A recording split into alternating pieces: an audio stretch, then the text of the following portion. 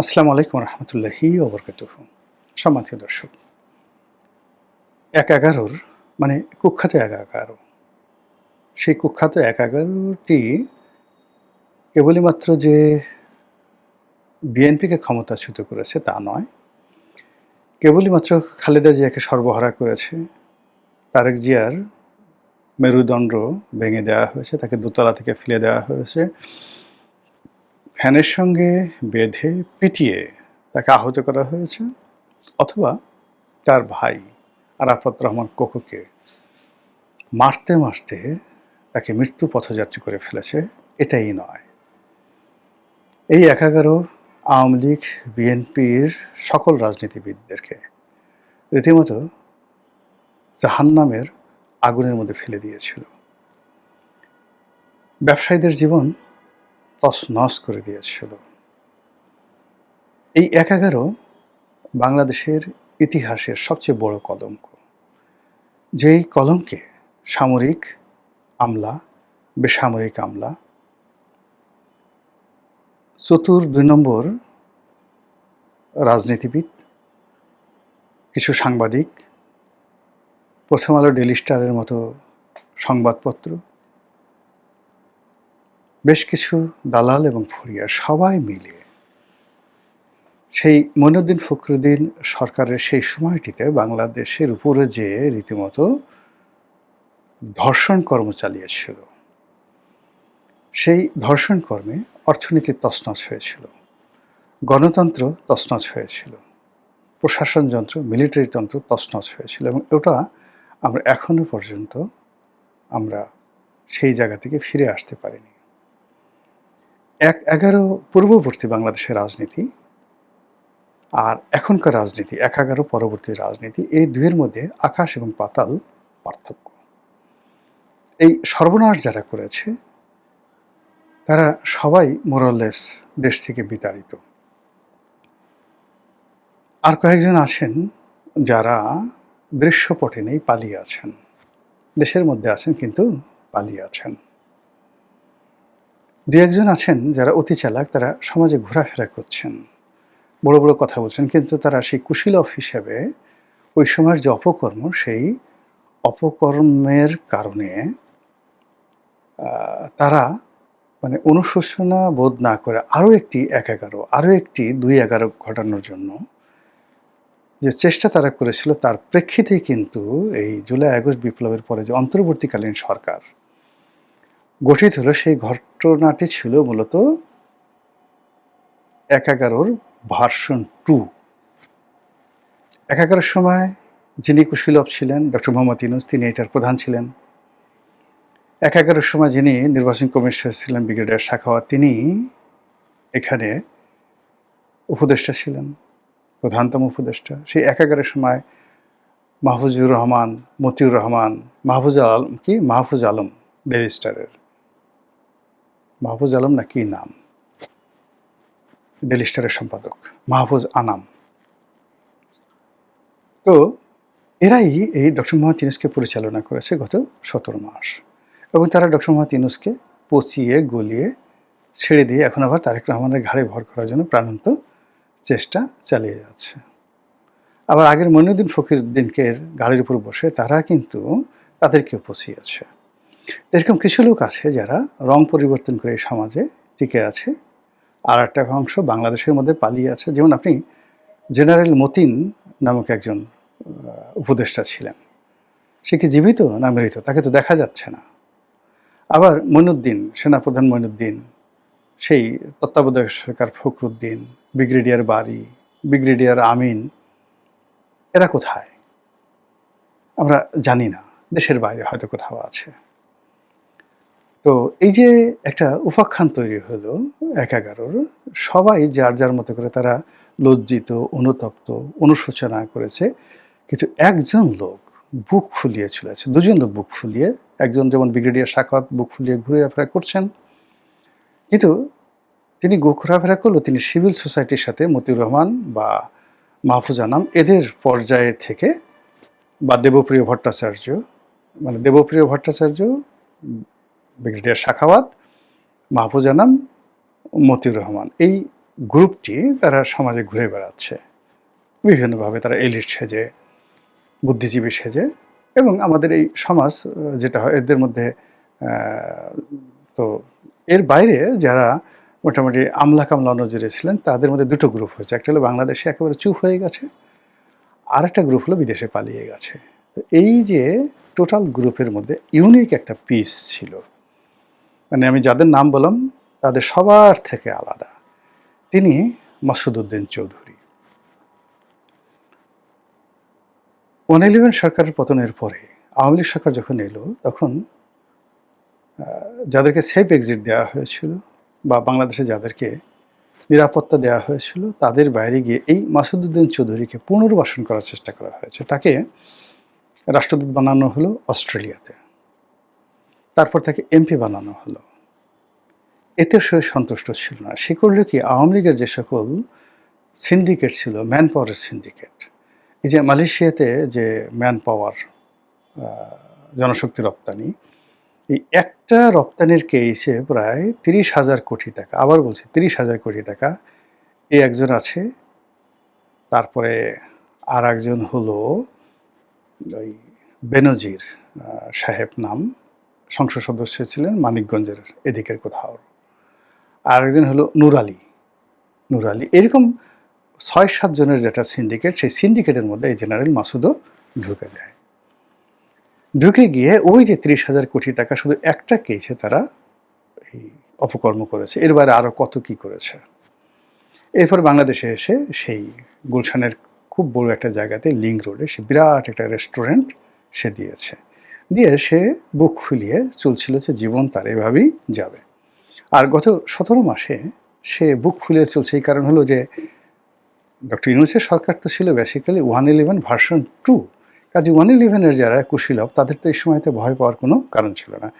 সবাই যেভাবে দাপট দেখেছে সেও দাপট দেখিয়েছে। এর মধ্যে তারেক রহমান চলে আসছে এবং সে যে রাতারাতি তাকে গ্রেপ্তার করবে সে ভাবতেও পারেনি। তার আগেই কিন্তু সে গ্রেপ্তার হয়ে গেছে। এখন এই লোকটিকে গ্রেপ্তার করাটা কি ঠিক হলো কিনা তারেক রহমান সাহেবের, এটা হলো প্রশ্ন।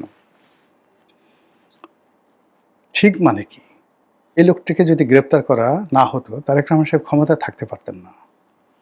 তাকে আবার আরেকটি 111 ভার্সন 3, 111 ভার্সন 1-এ সে ক্ষমতাচ্যুত হয়েছে, 111 ভার্সন 2-তে ক্ষমতাচ্যুত হয়েছে শেখ হাসিনা, আর 111 ভার্সন 3-তে তারেক জিয়া আবার ক্ষমতাচ্যুত হতেন। এরা থেমেছিল না এবং এখনো পর্যন্ত কিন্তু তারা থেমে নেই।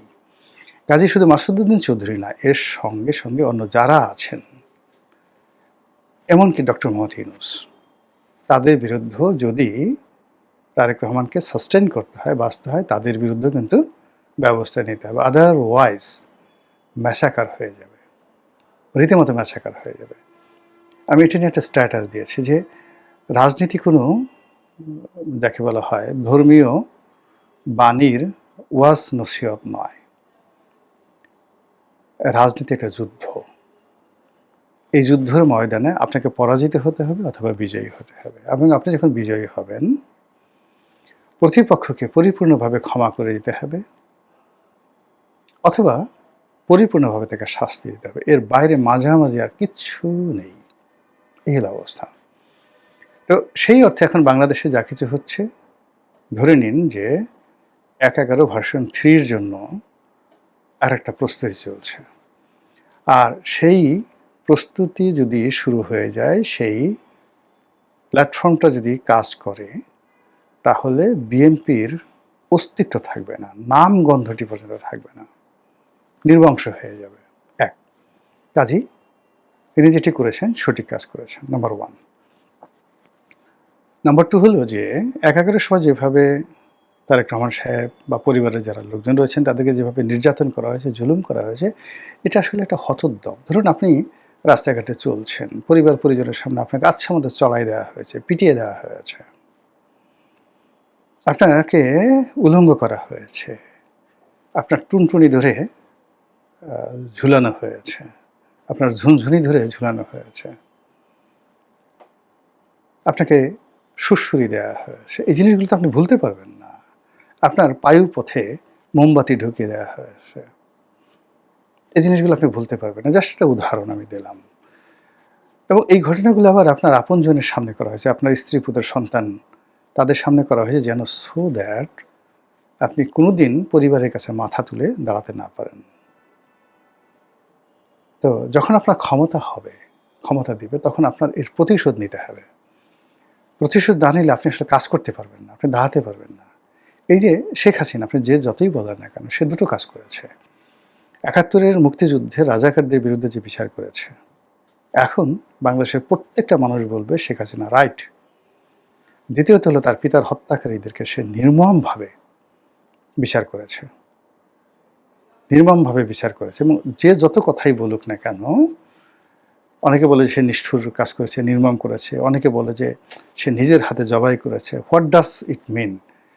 কর্নেল ফারুক, কর্নেল রশিদকে সে নিজের হাতে জবাই করেছে, ইত্যাদি ইত্যাদি কথা। সে রক্ত নিয়ে হোলি খেলেছে। ফার্স্ট থিং হলো যে সে প্রতিশোধ নিয়েছে, আর প্রতিশোধ নেওয়ার কারণে তার যে রাষ্ট্রনীতিক ক্ষমতা, তার যে জিঘাংসা, এটাকে তার আশেপাশের লোক জমের মতো ভয় পেয়েছে। জমের মতো ভয় পাওয়ার কারণে তার প্রতিদ্বন্দ্বীরা তাকে জমের মতো ভয় পেয়েছে। এই ফলে সে যেটা বলতো ওটা পাখির মানে বুলেটের গতিতে সেটা বাস্তবায়িত হতো। সে যদি বলতো যা, দৌড়ে চলে যেত। সে বলছে আয়, দৌড়ে চলে আসছে সবাই। সে বলছে যদি কাউকে যদি বলতো শুয়ে পড়, শুয়ে পড়, লুলঙ্গ হয়ে যা, সঙ্গে সঙ্গে কাপড় চোপড় খুলে, সে বুঝতো না যে আমার বয়স ৬০ বছর, বলছে উলঙ্গ হয়ে যা, সঙ্গে সঙ্গে জাঙ্গের সহ খুলে দিত, দে, সব কিছু দিয়ে দিত, দিলাম, সব কিছু দিয়ে দিত। ফলে কি হলো, ১৫ বছর এক হাতে দেশ শাসন করেছে।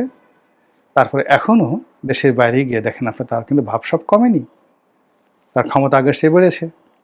সে এখন দিল্লির রাজপ্রাসাদে থেকে এখনো যেভাবে হুমকি দিচ্ছে, ধামকি দিচ্ছে, যেভাবে গালাগাল করছে, মানে এটা সে কখনোই করতে পারতো না যদি তারেক রহমান সাহেবের সাথে যে আচরণ করে, অর্থাৎ তাকে যদি ধরে তার মেরুদণ্ড ভেঙে দেওয়া হতো, তাকে যদি এভাবে ফ্যানের সঙ্গে টানানো হতো, তাকে যদি এভাবে আছাড় দিয়ে দোতলা থেকে ফেলে দেওয়া হতো, গিয়ে দেখতেন যে সে দিল্লি থেকে কথা বলতো না, কথা বলতে পারতো না। আবার যদি সে কোনো কারণে তারেক রহমান সাহেবের মতো ফিরে আসতো, ফিরে আসার পরে মানে সে আসলে কথা বলতে পারতো না। তো এখন এই যে বড় কথা বলতে হলে তো তার সাহস থাকতে হবে। তারেক রহমান সাহেবের যদি শাসক হিসেবে তার মানে সাহস ফিরে পেতে হয়, তারেক রহমানের শত্রু যারা আছে তাদের মনে যদি ভয় ধরাতে হয়, আর শত্রুরা যদি যখন তাকে ভয় পাবে, সঙ্গে সঙ্গে দেখবেন যে তার আশেপাশে যারা লোকজন আছে তারাও জমের মতো ভয় পাবে। এবং রাজাকে যদি ভয় না পায়, সেখানে আর যা হোক না কেন শাসন হয় না। রাজা কখনো দুলাভাই হয় না, রাজা কখনো শ্যালক হয় না, রাজা কখনো কারো বিয়াই হয় না, বিআইন হয় না, রাজা রাজা। তো এই যে তার যে রাজস্বিকতা, সেই রাজস্বিকতা রক্ষা করার জন্য এই মাসুদউদ্দিনের মতো যে সমস্ত লোকজন আছে তাদেরকে ধরতে হবে, বিচার করতে হবে, প্রতিশোধ নিতে হবে দৃষ্টান্তমূলক, যেন নেতাকর্মীরা বুঝে যে না, নেতার জেহান আছে, হ্যাডম আছে, জোশ আছে। এবং প্রত্যেকটা লোকের কাউকে ছাড়াছাড়ি নাই।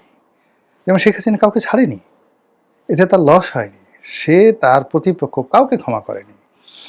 এমনকি তার নিজের দলের মধ্যে প্রত্যেকটা লোক, তোহাল সাহেব, আমর সাহেবের মতো লোক, সুরঞ্জিত সেন গুপ্তের মতো মানুষ জীবনের শেষ দিন পর্যন্ত ইয়ানফসি করাই ছাড়ছে। তারেক জিয়াকেও ঠিক যদি ক্ষমতায় থাকতে হয়, ক্ষমতায় টিকতে হয়, তাহলে ঠিক সেম কাজ করতে হবে। একটা বেইমান, একটা মুনাফেক, একটা দালাল, মানে যদি বেশি শাস্তি দিতে হয় সেই গ্ল্যাডিয়েটর সিনেমার মতো, তাহলে তাকে মন্ত্রী পরিষদে নিতে হবে, ঘরের মধ্যে ঢুকতে হবে, উঠতে বসতে অপমান করতে হবে, চড় থাপ্পড় মারতে হবে, কিল ঘুষি মারতে হবে, এবং এই জন্য আলাদা বাহিনী ভাড়া করতে হবে। তবুও নিজ দলের বেঈমানদেরকে পুরো শেষ করে দিতে হবে, যেন মায়ের হবে চাপা মায়ের, কেউ টের না পায়। আদারওয়াইজ সে টিকতে পারবেন না, তিনি টিকতে পারবেন না। তো সেই দিক থেকে এই যে মাসুদউদ্দিনের সাথে সাথে একে আচ্ছা মতো টাইট দিয়ে, এর সাথে সাথে যারা ছিল বিভিন্ন জায়গাতে, যারা যেখানে আছে বাংলাদেশের মধ্যে যারা আছে, একটাও যেন পালাতে না পারে। একটা সিঙ্গেল লোক যেন যেখানে থাকে সবাইকে এখন মিডিয়ার সামনে আনতে হবে। এবং তা না করলে এই যে ওনার যে অর্জন, সে অর্জনটা থাকবে না। মহান আল্লাহ আমাদের সবাইকে হেদায়েত দান করুন এবং হেফাজত করুন। আসসালামু আলাইকুম ওয়া রাহমাতুল্লাহি ওয়া বারাকাতুহু।